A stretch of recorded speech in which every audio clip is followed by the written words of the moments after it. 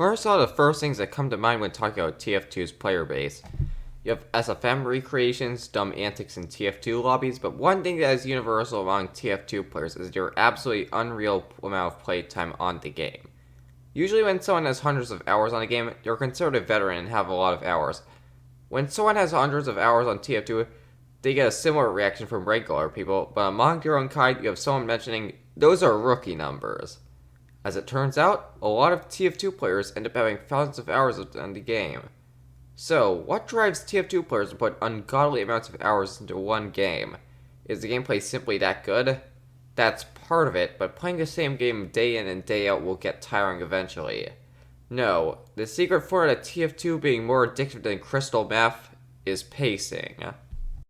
While pacing is usually used in the context of a story, it also applies to gameplay. If nothing really happens in a game, then you're going to bore them. If too many exciting things are happening, you get a Michael Bay effect where the player becomes desensitized from everything exciting happening. This is why those intense encounters in a game are usually built up instead of just thrown at you repeatedly. Take Ultra Kill, for example. It's a game that prides itself on fast-paced action, but still some pacing to make sure you're not getting tired. Large encounters are built up by smaller encounters, and boss fights are always at the end of a layer. Slower parts are also thrown in, with Forgery being significantly less intense than the previous stage. This also applies with multiplayer games, with Battle Royales being the most prominent example. There are a ton of slow-mos building up to a firefight that is guaranteed to be intense due to the stakes. Not to say this pacing is universally loved, as some criticize the games for being too slow. So how does TF2 tackle pacing? First, let's look at why objective-based games will usually have better pacing than a deathmatch one.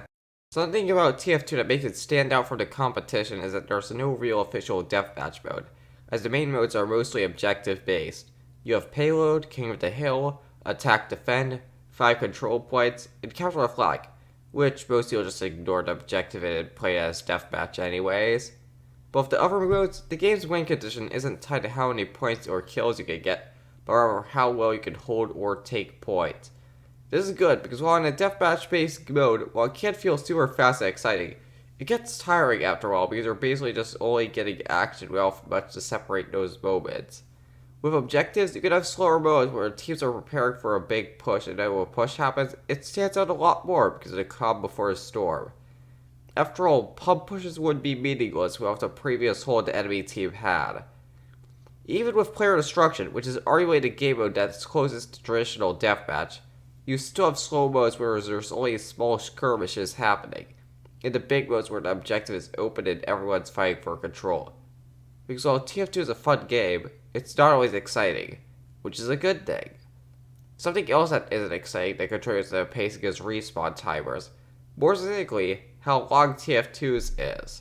At first, TF2's long respawns can seem like a massive annoyance, but this serves greater purposes rather than arbitrarily making you wait longer to play. The respawn timer is a good way to balance attack and defense modes, as while defenders will have the better spawns, but longer respawn times, balancing out the two teams. It also serves a purpose in making sure the game isn't too fast and that the enemy count isn't overwhelming, meaning that pushes on last are slightly more bearable, unlike another class-based shooter that I've definitely not criticized in the past. Another thing is that it makes kills more rewarding, as you know that guy you just shot isn't coming back for a while. Unless you're a dead ringer spy, then you should have laughed taunted at their corpse, you idiots. One more part of respawn time is how it prevents trickling in the form of respawn waves. Trickling is when you and your teammates respawn at different times and keep going into the enemy, just feeding them kills and not really coordinating. This is impossible in TF2 thanks to a respawn system specifically spawning people at the same time, making sure you always have a teammate at your side. You could also say this plays into TF2 being a team game for people who hate being team players, but that's another topic for another time. However, these things about objectives and respawn times are only little details compared to the big reason why TF2's pacing was so expertly crafted, because TF2's pacing is built directly into the classes. Before we move on to exactly explaining how the classes enhance the pacing, I would like to propose a new way to organize the classes. The game may categorize the 9 classes into offense, defense, and support, but most people agree that this isn't a perfect classification, so the community has made some new ones. There's obvious power, pick, and support categories, but I did still think we could do better. Today, I would like to propose a new way to properly categorize the die classes with the combat class and pacing class theory. The combat classes are the first 5 classes in Scout, Soldier, Pyro, Demoman, and Heavy. These classes all play near the front lines and regularly engage in combat, and generally have more reliable primary weapons. They may heavily affect the regular moment-to-moment interactions, but the grand effect on the game is limited. Pacing classes, on the other hand, don't regularly seek out combat situations and rather control the pace of the game. These classes are Engineer, Medic, Sniper, and Spy. But how do they exactly control the pace? First, let's look at the most obvious example, the Engineer. The Engineer is fundamentally a defensive class that excels in area denial. Yes, I know, you can play him as a battle engineer with the Gunslinger, but that's more of an alternate playstyle rather than he's usually played. While the Engineer doesn't usually have really great weapons, his best trait is his buildings.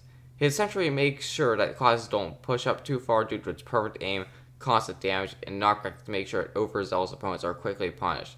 Scouts and Powers are outranged to make sure they can't operate in that area anymore, while Soldiers and Heavy are knocked back to make sure that their push will be even slower. This makes sure that pushing into a defending team isn't too easy, but also provides a secondary objective which controls the potential highs of a match, as a fully coordinated sentry push is one of those exciting parts of any TF2 game for both sides. The attackers must successfully take down the base while making sure they don't sacrifice too much. The defenders must rally around the engineer to make sure the attacking scene doesn't pour down into the objective. Sentries aren't the only way the engineer controls the pace of the game, though. Dispensers are a universal hearing source for the team, making sure a tough battle doesn't completely remove a player from the next fight, as you can just sit by the dispenser and relax. Slowing down the pace of the game isn't the only thing Engineer does.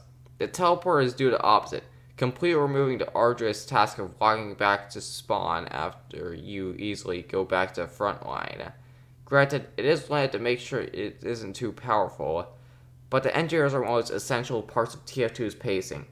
This is proven by the fact that at one point, there would be an unlockable weapon that could replace one of Engineer's weapons with repair mode, but was scrapped due to how it messed with the pacing. And while Engineer can be considered this support class that slows the game, the mech serves the purpose of creating massive high modes as a support class. The mech's most defining trait is obviously healing, managing to keep players in the fight and allows battles to be more drawn out and intricate. Because of this, the mech is easily the most valuable target in the game, causing yet another side objective of killing the mech before the Uber charge is active. Speaking of Uber, it's the mechanic that easily adds the most excitement to a match of TF2. For the mech, you're required to stay on your feet because you die in those 40 seconds of charging Uber, you'll have your meter reset and need to start over. For the enemy team, you'll need to manage to stop the Uber before your defense falls to it. And when you finally get the Uber charge, the entire dynamic of the battle is completely changed. As the rush of either trying to survive against an invincible enemy or trying to make those 8 seconds of incredible power. It also complements the Engineer, as there's two classes both trying to get to their maximum power by either setting an incredible defense or becoming an unstoppable force. However, it's not just traditional support classes that influence the highs and lows of the game, unlike what random crits were intended to do. The other two support classes in name only also affect the pacing of the game, the first of these being the Sniper. Some people may say that the Sniper doesn't have a place in TF2, however he is still essential to the pacing of the game.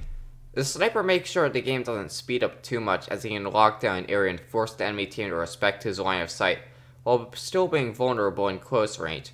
This causes him to thrive in slower moments, while being almost useless while the game is constantly speeding up. This is because the Sniper cannot effectively push, due to the fact not everything dies to a quickscope, and this is assuming the Sniper has perfect aim. Despite all the clips that people show to prove that Sniper is overpowered, crazy quickscopes don't happen all the time. However, he's still incredibly powerful at long range, and so as to make sure he can stay in this range while being mostly unchallenged. Overall, the Sniper still serves a purpose in the game that makes sure that games don't go too fast and end up becoming tiring. This contrasts with the other pick class in the game, the Spy. While Sniper is a pick class that thrives at slower moments in long range, the Spy is the complete opposite. The Spy thrives in chaos to go in for a close range kill, not needing to charge or land a headshot like the Sniper, as all that is needed is that the enemy isn't looking at you. However, in slower modes, people are going to be looking anywhere for targets, and that includes any spies trying to sneak behind. When a fight is happening, you're more likely to be focused on killing someone in front of you than trying to kill some invisible guy that might not even be there, making you easy pickings for an opportunistic spy.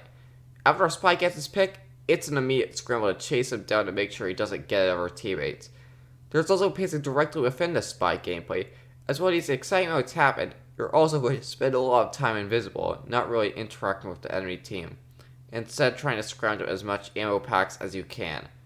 Overall, the less direct combat-oriented classes all provide their own unique way of influencing the pace of the game, increasing how long people are inclined to play the game due to a game facilitating a well-paced experience that isn't tiring or boring. In hindsight, it's a great thing for TF2 that the pacing is so expertly crafted, because otherwise it wouldn't have that much to keep players going in terms of external motivation. The progression for weapons is lackluster, meaning the only real thing keeping people playing is the gameplay, which thankfully is amazing. Not to say a proper weapon progression system isn't welcome, as something that is great can always be better. But it's nice to see a game that tries to pace itself while making half the gameplay just waiting like in a battle royale. Thanks for watching, Taylor and Dink, and consider subscribing if you stick around. I'll see you in the next one.